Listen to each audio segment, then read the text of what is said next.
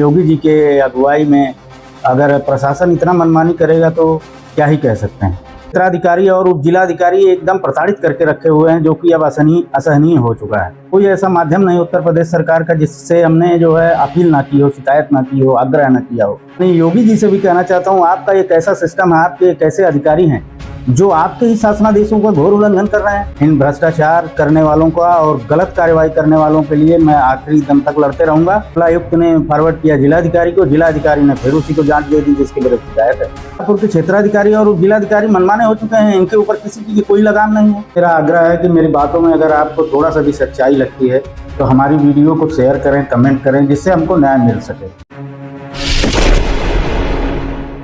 आप सभी को मेरा प्रणाम। मेरा नाम राकेश पांडे है। जैसा कि मैं आपको पिछले 3 वीडियो में बताया था कि हमारे आलापुर विधानसभा क्षेत्र के आलापुर तहसील क्षेत्र के क्षेत्राधिकारी और उप जिलाधिकारी ने मिलकर विपक्षियों के साथ, उपद्रवियों के साथ साठगांठ करके मेरे पुश्तैनी पशुशाला पे अवैध कुर्की बोर्ड लगवाया। अब तक हमने अप्रैल 2025 और मई 2025 में दो शिकायतें दर्ज कराई थी। पहली शिकायत मेरी थाना जहांगीरगंज पे गई थी, जो कि जन सुनवाई पोर्टल के जरिए हमने जमा करवाया था, शिकायत दर्ज करवाया था। लेकिन वहाँ पे हमारे क्षेत्राधिकारी ने उसको स्पेशल क्लोजर किया था, जबकि थाने में हमने हर चीज़ उनका माना। हमारे विपक्षियों के पास उसका स्थगन आदेश नहीं था। 2022 में सिविल न्यायालय में केस दायर, झूठा मुकदमा दायर किया हमारे विपक्षियों ने, वो हमारी ज़मीन लेने के लिए। वो तो अपना साम दाम दंड भेद कुछ भी लगा रहे हैं, कैसे भी करके वो ज़मीन उसको लेना चाहते हैं। लेकिन वो मेरी पुश्तैनी ज़मीन है और वो मेरी ही ज़मीन है, इसलिए वो तो उसको ले नहीं पाएंगे। लेकिन हमको दुख ये होता है कि हमारे क्षेत्र के जो अधिकारीगण हैं, क्षेत्राधिकारी हो गए, उप जिलाधिकारी हो गए, वो लोगों को सबको इस चीज़ की जानकारी है। सबने उसमें जांच किया है कि वो ज़मीन मेरी है, वो पशुशाला मेरी है। लेकिन फिर भी अब किस कारणवश क्यों ऐसा वो लोग कर रहे हैं। उन्होंने हमेशा, विशेषकर क्षेत्राधिकारी ने जो है, हमेशा उपद्रवियों के साथ साठगांठ किया, उनके साथ मिली भगत किया। उपद्रवियों के खिलाफ, जैसे मैंने कहा था, वर्ष 2021 में भी एक मुकदमा दर्ज है। वो हमारे गांव के, हमारे पड़ोसी के घर में घुस के ये लोगों ने जो है सर फोड़ दिया था। उनके तीन लोगों का, उनके परिवार के 3 लोगों का सर फोड़ दिया था इन्होंने। बहरहाल जो भी है, लेकिन भाजपा सरकार में हमारे योगी जी के अगुवाई में अगर प्रशासन इतना मनमानी करेगा तो क्या ही कह सकते हैं। उप जिलाधिकारी और क्षेत्राधिकारी हमारे क्षेत्र के क्षेत्राधिकारी महोदय एकदम उपद्रवियों के साथ खड़े रहे। हमने हमेशा उनको सभी दस्तावेज दिखाया कि उस पशुशाला में जो झूठा केस किया गया है उपद्रवियों द्वारा, उसमें कोई भी स्थगन आदेश नहीं जारी हुआ। माननीय सिविल कोर्ट ने कहा कि प्रथम दृष्टया ये केस बनता ही नहीं। इन्होंने झूठा केस किया था हमारे विपक्षियों ने। पिछले 2-3 साल तो हम लोगों को जानकारी ही नहीं थी कि हमारे ज़मीन पर कोई ऐसा मुकदमा है। ये लोगों ने ऐसा कैसा क्या व्यवस्था करके रखा था मालूम नहीं। इन्होंने खुद, विपक्षियों ने खुद एक IGRS के माध्यम से शिकायत किया था कि हमने इनके पशुशाला पर कब्जा किया हुआ है। उसकी जांच होने को आई तब हमको पता चला, अच्छा ये जो है सिविल न्यायालय में भी केस कर चुके हैं। उसके बाद हमने सुनवाई में जाना शुरू किया, तब मुझे, हमारे परिवार को पता चला कि हाँ ऐसा है। ये सब चीज़ें हमने क्षेत्राधिकारी और सबको बताया। हमारे जो थाना जहांगीरगंज के थानाध्यक्ष महोदय, उनको भी ये सब जानकारी है। जो जांच करने के लिए अधिकारी हमारे घर आते हैं, पुलिस वाले आते थे, वो सबको ये मालूम है कि ये मेरी ज़मीन है। मैंने कहा भी कि हमारे ऊपर विश्वास है तो हमारे पूर्व प्रधान 3-4 जो भी हैं, उनसे भी आप पता कर सकते हैं कि ये ज़मीन किसकी है। और स्वयं अधिकारियों को सब पता है कि वो मेरी ज़मीन है, लेकिन किस कारणवश वो इस तरीके से कर रहे हैं, वो मेरे समझ से बाहर की बात है। और पिछले 1-1.5 साल से क्षेत्राधिकारी और उप जिलाधिकारी एकदम प्रताड़ित करके रखे हुए हैं, जो कि अब असहनीय हो चुका है। और हमने कई बार कई माध्यमों से, कोई ऐसा माध्यम नहीं उत्तर प्रदेश सरकार का जिससे हमने जो है अपील ना की हो, शिकायत ना की हो, आग्रह ना किया हो, लेकिन नहीं। और मैं माननीय योगी जी से भी कहना चाहता हूँ, आपका एक ऐसा सिस्टम है, आपके एक ऐसे अधिकारी हैं जो आपके ही शासनादेशों का घोर उल्लंघन कर रहे हैं। पता नहीं क्या है, क्यों है, कैसे है। लेकिन फिलहाल जुलाई में उच्च न्यायालय खुलेगा तो वहाँ भी जाऊँगा। इन भ्रष्टाचार करने वालों का और गलत कार्रवाई करने वालों के लिए मैं आखिरी दम तक लड़ते रहूँगा। जहाँ तक होगा मैं इनकी इस पोल को खोल के ही रहूँगा कि इन्होंने किस तरीके से अवैध कार्रवाई किया और उस अवैध कार्रवाई को जारी रखने के लिए झूठी आख्याएँ लगाएं। हमेशा झूठा निस्तारण किया, खुल्लम खुल्ला झूठा निस्तारण।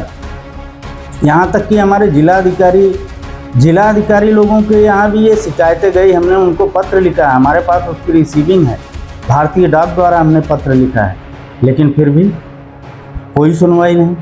हमको तो ऐसा लगता है इनका जो सोशल मीडिया चलाने वाले लोग होते होंगे, ऐसे ऑफिसों में जो सोशल मीडिया इनका चलाते हैं, चाहे अंबेडकर नगर पुलिस है या अंबेडकर नगर जिलाधिकारी का जो सोशल मीडिया अकाउंट है, वही इनका जन सुनवाई भी चलाते होंगे। बस ऊपर से आया, मंडलायुक्त ने फॉरवर्ड किया जिलाधिकारी को, जिलाधिकारी ने फिर उसी को जांच दे दी जिसके विरुद्ध शिकायत है, जिन्होंने हमारे पक्षवाला पे जो है अवैध कार्रवाई किया है।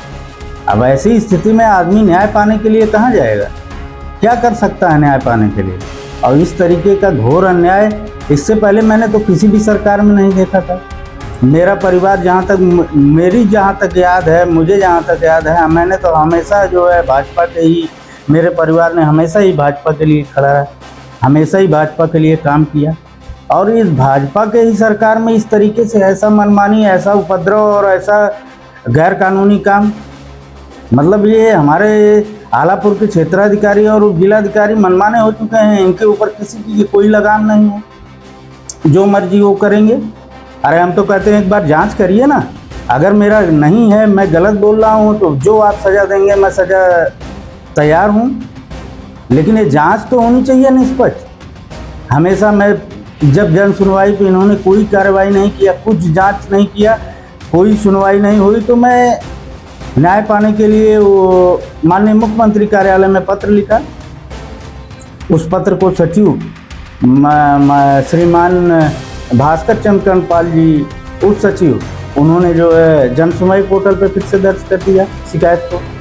इसी जन सुनवाई पोर्टल से मैं परेशान होकर के तो पत्र लिखा था, लेकिन फिर वहीं आ गया। जन सुनवाई पोर्टल पे आया, जन सुनवाई पोर्टल से सचिव जी के माध्यम से वो आया हमारे मंडलायुक्त को, मंडलायुक्त ने उसको फिर से भेज दिया जिलाधिकारी को, और जिलाधिकारी आंख बंद करके बिना कुछ देखे क्या शिकायत है, क्या है, नहीं है, कैसे है, बिना इसकी कोई जांच किए फिर से उन्हीं लोगों को शिकायत दे दिया जांच करने के लिए जिनके विरुद्ध ये शिकायत थी।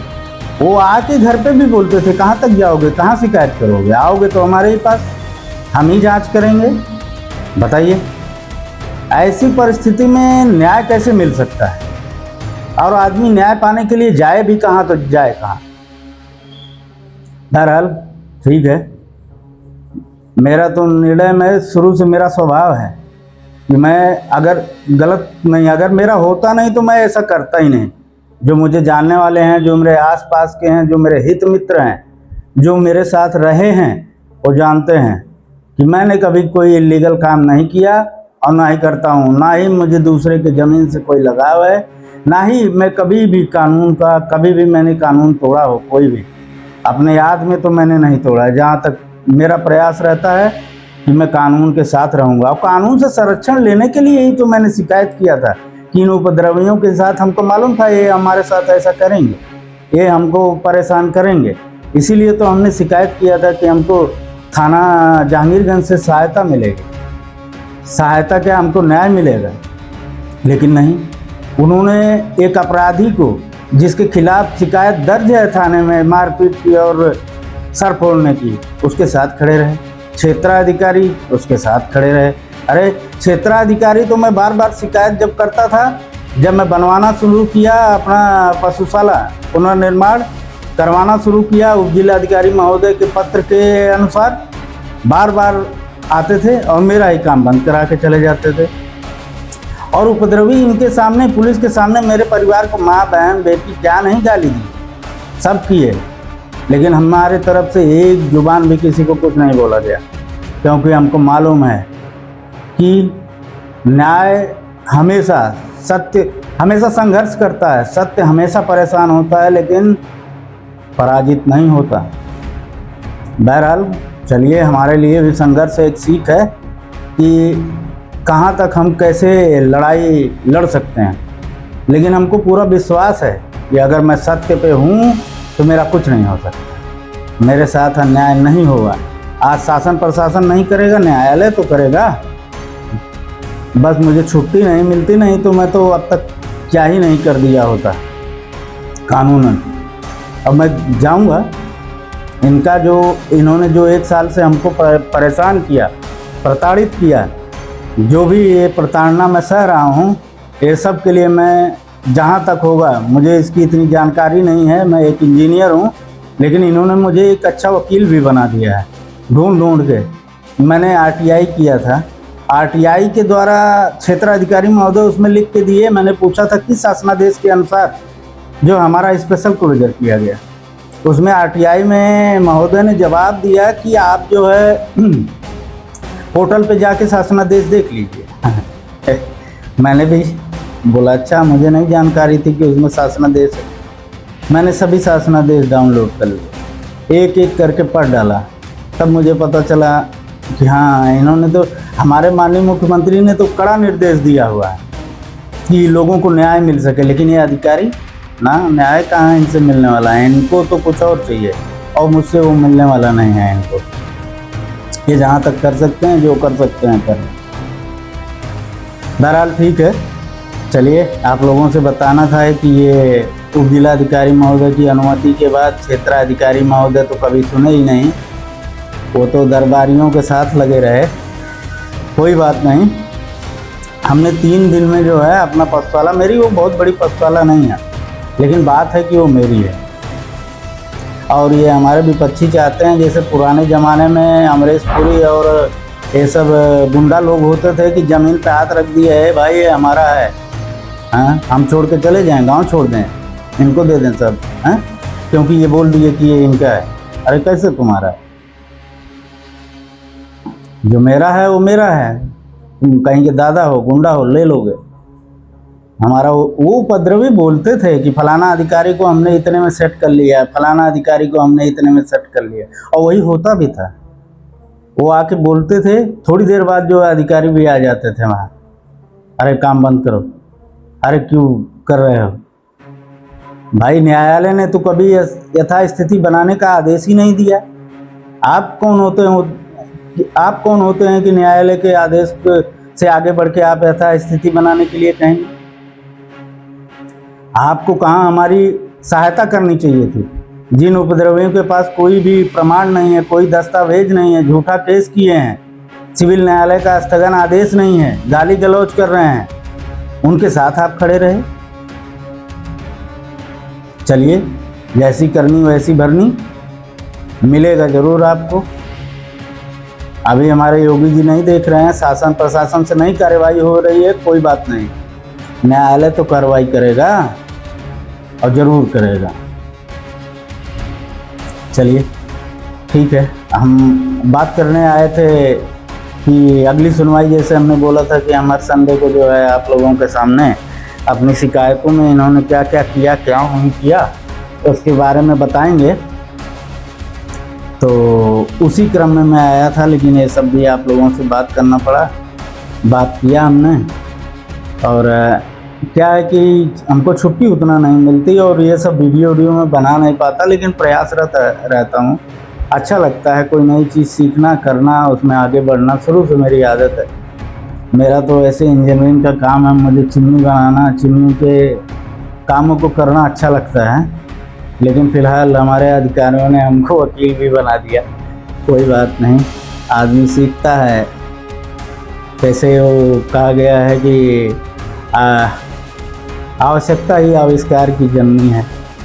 हमको आवश्यकता थी, हमारे पास समय नहीं था, तो हमने जहाँ से मिला वहाँ से ढूंढ के जैसे भी करके न्याय पाने के लिए प्रयास किया। चलिए ठीक है, अब हम आपको ये हमारे जो सचिव महोदय ने शिकायत दिया था, ये सब भी मैं अपने कमेंट में लगा दूंगा। आप एक बार इसको देखिएगा, सभी दस्तावेज आप लोगों को गूगल ड्राइव पे मिल जाएगा। और जो हमारे क्षेत्र अधिकारी बार बार अपने उसमें पत्र में जो अपने आख्या में लिखते हैं कि आवेदक द्वारा लगाए गए अन्य आरोपों की पुष्टि नहीं है, इनको क्या पुष्टि चाहिए मालूम नहीं। वीडियो तो सब मैं लगाता हूँ, मेरे शिकायत पत्र में पहले ही पेज में जो है QR कोड रहता है, उस QR कोड को आप स्कैन करेंगे, कोई भी स्कैन करेगा सीधा सभी दस्तावेजों के पास पहुंचेगा और सभी वीडियो के पास पहुंचेगा। लेकिन क्षेत्र अधिकारी लिखते हैं कि अन्य आरोपों की पुष्टि नहीं हुई। अब कैसी पुष्टि चाहिए मालूम नहीं। बार बार इन्होंने बुलाया मेरे पिताजी को, मेरे पिताजी CO ऑफिस आलापुर भी गए, वहाँ बैठाए रहते हैं, ये सुबह से लेकर शाम तक प्रताड़ित करते हैं कि बैठा के रखेंगे, इससे शिकायत नहीं करेंगे। इसलिए अब मैं पिताजी को कोई बुलाता है किसी के पास भेजता ही नहीं हूँ, क्योंकि मेरे समझ में आ गया कि प्रताड़ित करने के लिए बुलाते हैं कि सामने वाला शिकायत ना करे। लेकिन मैं करता रहूँगा शिकायत, आप लोगों ने गलत किया है तो मैं करता रहूँगा। अब न्याय कब मिलेगा, नहीं मिलेगा, कैसे मिलेगा, वो देखते हैं।